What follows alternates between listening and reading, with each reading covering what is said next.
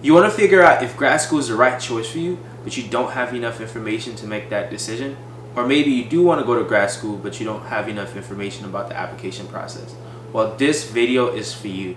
Hey guys, what's up? Stanley here. In this channel, I talk about things related to computer science, graduate school, and professional development. So if you're interested, please consider subscribing to my YouTube channel. Making the decision to go to graduate school is one that results in a 1 to 5 year commitment. That's a pretty big commitment. Maybe you are an undergrad right now and you are considering going to grad school, or maybe go to the workforce. Or maybe you are in the workforce right now and you're considering going back to graduate school to further your education. Regardless of your decision, this is definitely a daunting decision, and having the most information possible will allow you to feel secure in your choice. Once you're at the point that you're pretty certain that you want to apply to grad school, the next hurdle is the application process. So in this video, I will also talk about that. Let's start the question, why should you go to grad school? In grad school, you could get two types of degrees. Usually it's a master's degree or a doctoral degree. And the most simple way, a master's degree is essentially you choosing to deepen your understanding in a specific subject field. Now, in a doctoral degree, you get to take courses just like the master's degree, but you also get to extend the body of knowledge that exists in your field. So now let's talk about the application process. I will talk about the application process for schools, then I will talk about the application process for fellowships, then I will give general advice that applies to both. The 3 tips that I have for the school applications are: 1, going online and figuring out what are the top tier programs in your area of interest, and using information from professors that you know or students that you know in your community to get other schools that might not be in the top tier but that might have special programs that have unique opportunities that fit you well. Step 2 in this process is making sure that you do specific research on professors at the universities that you are interested in. You can do this by going on their lab profile and figuring out what kind of things they work on.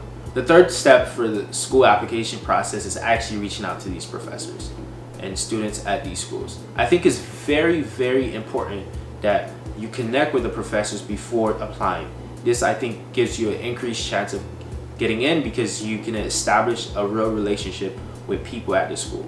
You can also reach out to students to get a feel for the department if you're not sure that the school has the right culture or fit for you.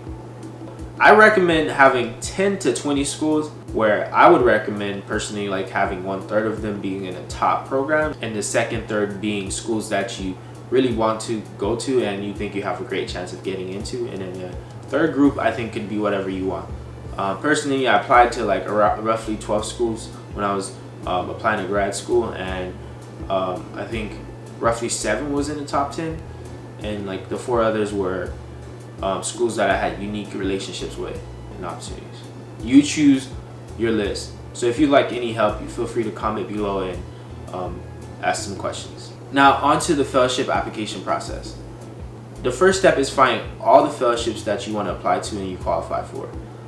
In the computer science field and other sciences and engineering, there's ND-SEG, NSF, GEM, PD Saros, and many more. There's also some fellowships that come from corporate companies like Google and Facebook. I definitely recommend asking professors and people in your department for a list that can be more appropriate for your field.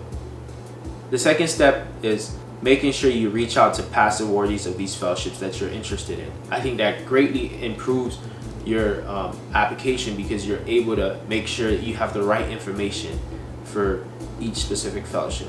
So now we'll talk about general advice.